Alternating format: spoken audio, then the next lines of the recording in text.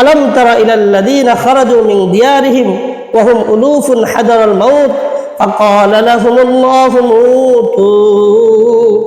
আল্লাহ সুবহানাহু ওয়া তাআলা বলেন, আমি সবাইকে সম্বোধন করে বললাম সবার মৃত্যু হোক, তারা সবার মৃত্যু হয়ে গেল। তুম্মা আহইয়াহুম, তাদের মৃত্যু হওয়ার পরে আমি আল্লাহ বললাম তুম্মা আহইয়াহুম, তাদেরকে আমি আল্লাহ মৃত্যু দিয়া আবার সবাইকে জীবিত করলাম। ইন্নাল্লাহা লাযু ফাদলিন আলান নাস ওয়ালাকিন্না আকসারান নাস লা ইয়াশকুরুন। আল্লাহ বলে ইন্নাল্লাহা লাযু ফাদলিন আলান নাস, নিশ্চয়ই আল্লাহ সুবহানাহু ওয়া তাআলা মানুষের প্রতি ক্ষমাশীল, মানুষের প্রতি মহান আল্লাহ দরদি। এবং ইন্নাল্লাহা লাযু ফাদলিন আলান নাস ওয়ালাকিন্না আকসারান নাস লা ইয়াশকুরুন, আল্লাহ মানুষের প্রতি ক্ষমা দৃষ্টিতে দেখেন, মানুষকে আল্লাহ ভালোবাসেন, মহব্বত করেন, কিন্তু অধিকাংশ মানুষ সেটা মহান আল্লাহর কৃতজ্ঞতা প্রকাশ করে না। আল্লাহ যে মানুষকে এত ভালোবাসেন, এত মহব্বত করেন, মানুষকে আল্লাহ ক্ষমা করেন, তার জিন্দিগির গুনাহ খাতা মাফ করেন, তার উত্তম রিজিকের ব্যবস্থা করে দেন, তার জীবনে চলতে ফিরতে সমস্ত কিছু তাকে মহান আল্লাহ সাহায্য করেন, কিন্তু মানুষ ওয়ালাকিন্না আকসারান নাস লা ইয়াশকুরুন, অধিকাংশ মানুষই মহান আল্লাহর কৃতজ্ঞতা প্রকাশ করে না, আল্লাহর নাফরমানি করে। তো বন্ধুগণ, অবশ্যই আমাদেরকে মহান আল্লাহর কৃতজ্ঞতা প্রকাশ করতে হবে, যেহেতু মৃত্যু আমাদের জন্য অনিবার্য। মৃত্যু থেকে আমরা যেহেতু পলায়ন করতে পারবো না, সুতরাং আমাদেরকে অবশ্যই সেই মৃত্যুর জন্য প্রস্তুতি নিতে হবে। মৃত্যুর জন্য আমাদেরকে আমল করতে হবে। আমলের দ্বারা মহান আল্লাহ আমাদের মৃত্যুকে সহজ করে দেবেন এবং আমাদেরকে জবাবদিহি করতে হবে। আমাদেরকে মৃত্যুর সময় কবরে, হাসরে, ফুলসিরাতে আমাদের যে ঘাটিগুলা রয়েছে, ওই কঠিন ঘাটিগুলার থেকে বাঁচার জন্য নবীজি আমাদেরকে অসংখ্য অগণিত আমল শিক্ষা দিয়েছেন। আসেন আমরা সেই কিছু আমল সম্পর্কে আলোচনা করি। আল্লাহ রাসূল সাল্লাল্লাহু আলাইহি ওয়াসাল্লাম বলেন, পবিত্র কোরআনের মধ্যে এমন একটি সূরা রয়েছে, যে সূরার আমল যদি কোনো মানুষ করে, ওই সূরার আমল যদি কোনো মানুষ করতে পারে, তাহলে ওই সূরার আল্লাহ ওই সূরার মধ্যে এত পাওয়ার এবং এত ফজিলত রেখেছেন, এত ক্ষমতা রেখেছেন, আল্লাহর যে বান্দা, যে বান্দি এই আমলটি করবে, ওই সূরা মহান আল্লাহর কাছে সুপারিশ করে আল্লাহর তৈরি জান্নাতে তাকে নিয়ে যাবে। সুবহানাল্লাহ, সুবহানাল্লাহ। আলহামদুলিল্লাহ, আলহামদুলিল্লাহি হামদান কাসীরা ওয়া সাব্বিহুহু বুকরাতান ওয়া আসীলা। আম্মা বা'দ, ফাআউযু বিল্লাহি মিনাশ শাইতানির রাজীম। বিসমিল্লাহির রাহমানির রহিম। ألم تر إلى الذين خرجوا من ديارهم وهم ألوف حذر الموت فقال لهم الله موتوا ثم أحياهم إن الله لذو فضل على الناس ولكن أكثر الناس لا يشكرون. وقال النبي عليه الصلاة والسلام الدنيا سجين المؤمن وجنة الكافر، أو كما قال عليه الصلاة والسلام. صلى الله على سيدنا ومولانا محمد وعلى آله وأصحابه وبارك وسلم. أستغفر الله إن الله غفور رحيم. الحمد لله, মহান আল্লাহ সুবহানাহু ওয়া তাআলার দরবারে অসংখ্য অগণিত শুকর এবং সুজুদ যে মহান আল্লাহ সুবহানাহু ওয়া তাআলা আমাদেরকে অত্যন্ত দয়া করে, মায়া করে, মহব্বত করে, ভালোবেসে মহান আল্লাহ আমাদেরকে আশরাফুল মখলুকাত, সৃষ্টির শ্রেষ্ঠ জীব হিসেবে কবুল করেছেন। এবং যে মহান আল্লাহ সুবহানাহু ওয়া তাআলা আমাদেরকে তামাম পৃথিবীর, তামাম বিশ্বের, দুনো জাহানের বাদশাহ, রাহমাতাল লিল আলামিনের উম্মত হিসেবে যে মহান আল্লাহ আমাদেরকে কবুল করেছেন, ওই মহান আল্লাহ সুবহানাহু ওয়া তাআলার দরবারে অন্তরের অন্তঃস্থল থেকে শুকরিয়া আদায় করি আলহামদুলিল্লাহ। প্রিয় বন্ধুগণ, আমি আপনাদের সামনে আজকে কিছু আমল সম্পর্কে আলোচনা করার জন্য উপস্থিত হয়েছি। কারণ পৃথিবীর মুখে আল্লাহ সুবহানাহু ওয়া তাআলা যত সৃষ্টিকুল সৃষ্টি করেছেন, প্রত্যেক সৃষ্টিকুলই কিন্তু মৃত্যুশীল, মৃত্যুবরণ করতে হবে। বিশেষ করে মানুষ এবং জিন জাতি, তারা মৃত্যুবরণ করার পরেও আল্লাহ সুবহানাহু ওয়া তাআলার কাছে জবাবদিহি করতে হবে। জিন জাতি এবং মানুষ জাতিকে মহান আল্লাহ বলেন, ওমা খালাকাতুল জিন্না ওয়াল ইনসা ইল্লা লিয়াবুদুন। আমি আল্লাহ মানুষ এবং জিন জাতিকে আমার ইবাদত বন্দেগী করার জন্য সৃষ্টি করেছি। এখন মানুষ জাতি এবং জিন জাতির বিচার হবে। তাদের কবর আছে, হাসর আছে, জান্নাত আছে, জাহান্নাম আছে। এই জন্য আমাদেরকে অবশ্যই আমরা যে দিক দিয়ে যেমনিভাবে আমরা সৃষ্টির শ্রেষ্ঠ জীব, তেমনিভাবে আমাদের সম্মানও আছে, আবার অপমানও আছে।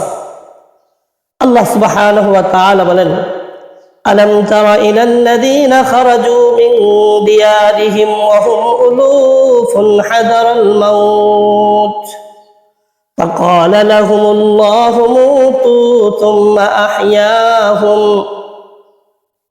আল্লাহ সুবহানাহু ওয়া তাআলা বলেন, আলাম তারা ইলাল্লাযীনা খারাজু মিন দিয়ারিহিম ওয়া হুম উলুফুন হাদারাল মাউত।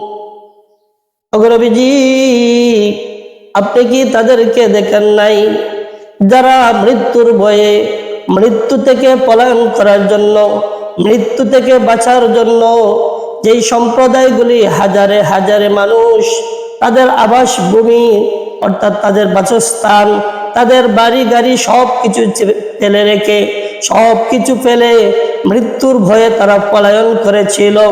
কিন্তু মহান আল্লাহ বলেন, তারা যখন হাজার হাজার মানুষ তাদের বাড়ি গাড়ি সব কিছু ফেলে রেখে যখন তারা মৃত্যুর ভয়ে পলায়ন করেছিল, কিন্তু তারা মৃত্যু থেকে পলায়ন করতে পারে নাই। আলাম তারা ইলাল্লাযীনা খারাজু মিন দিয়ারিহিম ওয়া হুম উলুফুন হাদারাল মাউত ফাকালা লাহুমুল্লাহু মুতু। আল্লাহ সুবহানাহু ওয়া তাআলা বলেন, আমি সবাইকে সম্বোধন করে বললাম সবার মৃত্যু হোক। তারা সবার মৃত্যু হয়ে গেল। তুম্মা আহইয়াহুম, তাদের মৃত্যু হওয়ার পরে আমি আল্লাহ বললাম তুম্মা আহইয়াহুম, তাদেরকে আমি আল্লাহ মৃত্যু দিয়া আবার সবাইকে জীবিত করলাম। ইন্নাল্লাহা লাযু ফাদলিন আলান নাস ওয়ালাকিন্না আকসারান নাস লা ইয়াশকুরুন। আল্লাহ বলে, ইন্নাল্লাহা লাযু ফাদলিন আলান নাস, নিশ্চয়ই আল্লাহ সুবহানাহু ওয়া তাআলা মানুষের প্রতি ক্ষমাশীল, মানুষের প্রতি মহান আল্লাহ দরদি। এবং ইন্নাল্লাহা লাযু ফাদলিন আলান নাস ওয়ালাকিন্না আকসারান নাস লা ইয়াশকুরুন। আল্লাহ মানুষের প্রতি ক্ষমা দৃষ্টিতে দেখেন, মানুষকে আল্লাহ ভালোবাসেন, মহব্বত করেন, কিন্তু অধিকাংশ মানুষ সেটা মহান আল্লাহর কৃতজ্ঞতা প্রকাশ করে না। আল্লাহ যে মানুষকে এত ভালোবাসেন, এত মহব্বত করেন, মানুষকে আল্লাহ ক্ষমা করেন, তার জিন্দিগির গুনাহ খাতা মাফ করেন, তার উত্তম রিজিকের ব্যবস্থা করে দেন, তার জীবনে চলতে ফিরতে সমস্ত কিছু তাকে মহান আল্লাহ সাহায্য করেন। কিন্তু মানুষ ওয়ালাকিন্না আকসারান নাস লা ইয়াশকুরুন, অধিকাংশ মানুষই মহান আল্লাহর কৃতজ্ঞতা প্রকাশ করে না, আল্লাহর নাফরমানি করে। তো বন্ধুগণ, অবশ্যই আমাদেরকে মহান আল্লাহর কৃতজ্ঞতা প্রকাশ করতে হবে। যেহেতু মৃত্যু আমাদের জন্য অনিবার্য, মৃত্যু থেকে আমরা যেহেতু পলায়ন করতে পারবো না, সুতরাং আমাদেরকে অবশ্যই সেই মৃত্যুর জন্য প্রস্তুতি নিতে হবে।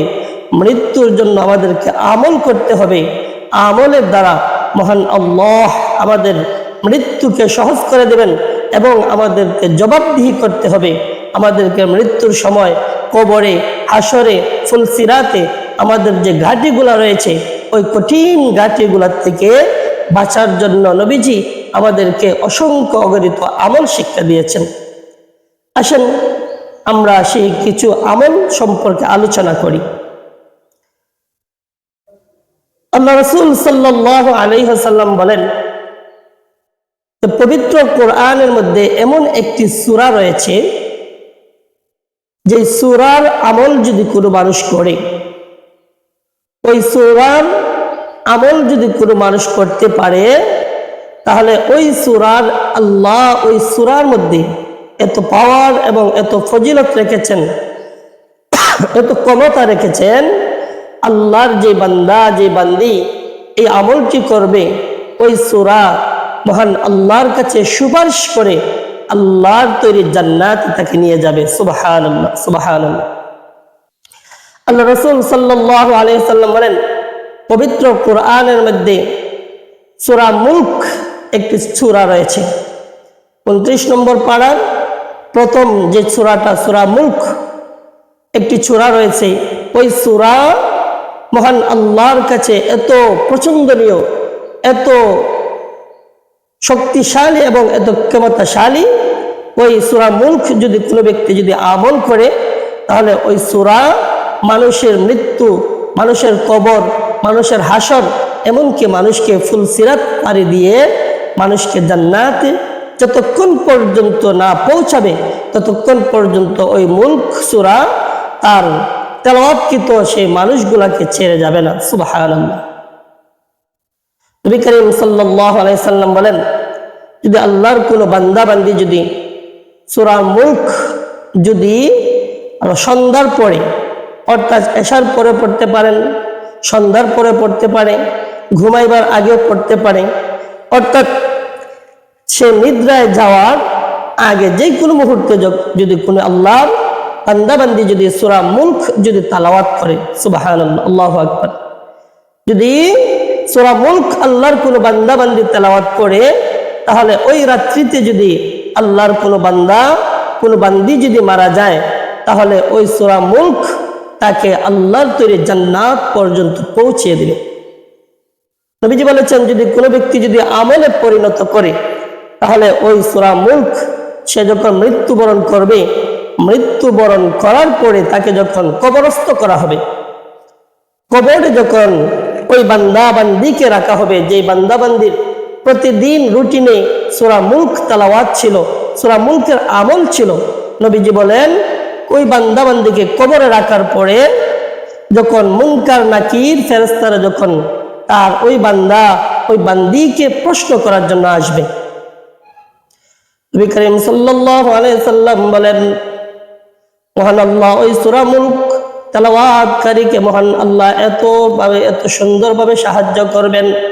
সূরা মুলকে মহান আল্লাহ এত পাওয়ার, এত শক্তি দিয়েছেন, যখন মুনকার নাকির ফেরেশতারা ওই বান্দা বান্দিকে উঠে বসাইবে, বসানোর পরে তাকে প্রশ্ন করতে যাইবে, ওই সময় মহান আল্লাহ সুবহানাহু ওয়া তাআলা ওই সূরা মুলক একটা সুদর্শ একজন যুবক হয়ে ওই মৃত ব্যক্তির পাশে বসে থাকবে।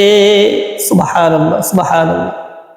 দেখেন, এই কবর জগৎ কারো সঙ্গী নেই, কাউকে পাওয়া যাবে না, সঙ্গীবিহীন ওই কবরস্থানে মহান আল্লাহ আমাদেরকে যখন আল্লাহ ডাকে সাড়া দিয়ে যখন আমরা কবরবাসী হয়ে যাব, কবরে যখন চলে যাব, ওই মুহূর্তে মহান আল্লাহ আমাদের ফ্যামিলির কেউ সঙ্গে যাবে না, বন্ধু বান্ধব কেউই সঙ্গে যাবে না, তখন আপনার সাহায্যকারী একমাত্র আপনার আমল সূরা মুলক আপনার বন্ধু হবে, আপনার সঙ্গী হবে। মুনকার নাকির ফেরেশতারা যখন ওই বান্দা বান্দিকে যখন প্রশ্ন করবে, তখন সূরা মুলক যুবক হয়ে বলবে যে যদি কোনো প্রশ্ন যদি করতে হয়, তাকে যদি কোনো সওয়াল জবাব করতে হয়, তাহলে আমাকে করো, আমি তার সেই সওয়াল সেই জবাবের প্রশ্নের উত্তর দেব। সুবহানাল্লাহ, সুবহানাল্লাহ। তখন মুনকার নাকির ফেরেশতারা বলবে, আপনাকে তো আমরা চিনি না, আপনাকে তো প্রশ্ন করার কথা না, আমরা তো ওই আল্লাহর বান্দা, ওই আল্লাহর বান্দিকে প্রশ্ন করার কথা, সুতরাং আপনাকে তো আমরা চিনি না, আপনাকে কেন প্রশ্ন করতে যাব। সূরা মুলক এত শক্তিশালী, এত পাওয়ারফুল হবে, সূরা মুলক বলবে যদি কোনো প্রশ্ন করার থাকে তাহলে আমাকে করো, আর যদি আমাকে কোনো প্রশ্ন করার না থাকে তাহলে তোমরা চলে যাও। সুবহানাল্লাহ, সুবহানাল্লাহ। তখন মুনকার নাকির ফেরেশতা আল্লাহর কাছে বলবেন, আল্লাহ, আমরা তো আসছি আপনার বান্দা বান্দিকে প্রশ্ন করার জন্য, কিন্তু একজন সুদর্শ একজন যুবক উনি তো বলতেছেন যে ওনাকে প্রশ্ন করার জন্য, উনি প্রশ্নের জবাব দিবেন, আল্লাহ আমরা কি করব? আল্লাহ সুবহানাহু ওয়া তাআলা ঘোষণা করে দিবেন, হে আমার ফেরেশতারা, সেই যুবক আর কেউ না, সেই যুবকটা হলো আমার বান্দা, আমার বান্দির নেক আমল। সূরা মুলক, দুনিয়াতে থাকতে আমার সেই বান্দা, আমার সেই বান্দি প্রত্যেক দিন ওই কবরের আযাব থেকে বাঁচার জন্য, হাসরের ময়দানের ভয়াবহ থেকে বাঁচার জন্য, জাহান্নামের আগুন থেকে বাঁচার জন্য আমার প্রত্যেকটা, আমার ওই বান্দা, আমার ওই বান্দি প্রত্যেক দিন সূরা মুলক তেলাওয়াত করত। আমি আল্লাহ ওই সূরা মুলককে এত শক্তিশালী এবং এত ক্ষমতাশালী বানিয়ে দিয়েছি, ওই সূরা মুলক তাকে যতক্ষণ পর্যন্ত জান্নাতে না পৌঁছাইবে ততক্ষণ পর্যন্ত সূরা মুলক তাকে ছেড়ে যাবে না। সুবহানাল্লাহ, সুবহানাল্লাহ। সুতরাং আল্লাহ ঘোষণা করে দিবেন, হে ফেরেশতারা, জান্নাত থেকে আমার বান্দা, আমার বান্দির জন্য জান্নাতি বিছানা নিয়ে যাও, জান্নাতি পোশাকের ব্যবস্থা করো, তার গায়ে জান্নাতি পোশাক দিয়ে দাও, তার গায়ে মাটি লাগার আগে আগে তাকে জান্নাতি বিছানা দিয়ে তার কবরটাকে জান্নাতের সঙ্গে সংযুক্ত করে দিয়ে তাকে আরাম আয়েশে, অর্থাৎ তার দৃষ্টিশক্তি যত দূর যায় তত দূর পর্যন্ত তার কবরটাকে প্রশস্ত করে দাও। সুবহানাল্লাহ, সুবহানাল্লাহ। তখন আপনি আমি যদি আমল করে থাকি তখন প্রশ্ন করব, এ ভাই যুবক, আপনি কে? আপনাকে তো আমি চিনি না, দুনিয়াতে তো আপনাকে আমি কোনোদিন দেখি নাই। এত আদরের মা, এত আদরের ছেলে, এত আদরের বন্ধু বান্ধব, আত্মীয় স্বজন সবাই তো আমাকে একা ছেড়ে দিল, কিন্তু আপনি কে যে আমার সেই কঠিন বিপদের সময়, আমার সেই কঠিন মুসিবতের সময় আপনি আমার বন্ধু হয়ে আমার পাশে দাঁড়িয়ে আমাকে সাহায্য করলেন? তখন ওই সূরা মুলক বলবে, ভাই আপনি আমাকে চিনবেন না, কিন্তু আমি আপনার একজন খুব ঘনিষ্ঠ বন্ধু ছিলাম। দুনিয়াতে থাকতে আপনি আমাকে খুব বেশি ভালোবাসতেন, আপনি আমাকে খুব বেশি মহব্বত করতেন, আপনি প্রত্যেক দিন আমাকে তেলাওয়াত করতেন। আমি হইলাম আপনার সূরা মুলক, যে আপনি প্রতিদিন শয়নের আগে, ঘুমানোর আগে আমাকে তেলাওয়াত করতেন, আমাকে ভালোবাসতেন, আমাকে মহব্বত করতেন। আমি হইলাম আপনার সেই বন্ধু সূরা মুলক। আপনার কোনো টেনশন নাই, আপনার কোনো চিন্তার কারণ নাই, যতক্ষণ পর্যন্ত আপনাকে আমি জান্নাতে না পৌঁছাবো এর আগে আপনাকে ছেড়ে আমি কোথাও যাব না। সুবহানাল্লাহ, সুবহানাল্লাহ। তো বন্ধুগণ, দেখেন মৃত্যু এমন একটা জিনিস, কবর এমন একটা কঠিন জায়গা। নবীজি বলেছেন, কবরের সামানা জোগাড় না করে তোমরা কবরে যেও না, কারণ কবর খুব ভয়ানক একটি জায়গা, হাসরের ময়দান খুব ভয়ানক একটি জায়গা, ফুলসিরাত খুব ভয়ানক একটি জায়গা। এই জন্য আসেন আপনারা আমরা যারা জানি আমরা আমল করব, এবং যারা জানেন না তাদেরকে সে আমলগুলোর বিষয়ে অভিজ্ঞতা, অর্থাৎ তাদেরকে অবগত করব, তাদেরকে আমরা জানিয়ে দেব যে ভাই এই আমলটা করেন, বোন এই আমলটা করেন, এই আমলটা করলে আপনার পরকালে আপনার সুখ হবে, আপনার শান্তি হবে। আমাদের প্রত্যেকের কিন্তু ঈমান দায়িত্ব যে আমাদেরকে নিজে আমল করা এবং অপরকে আমল করার জন্য উৎসাহিত করা।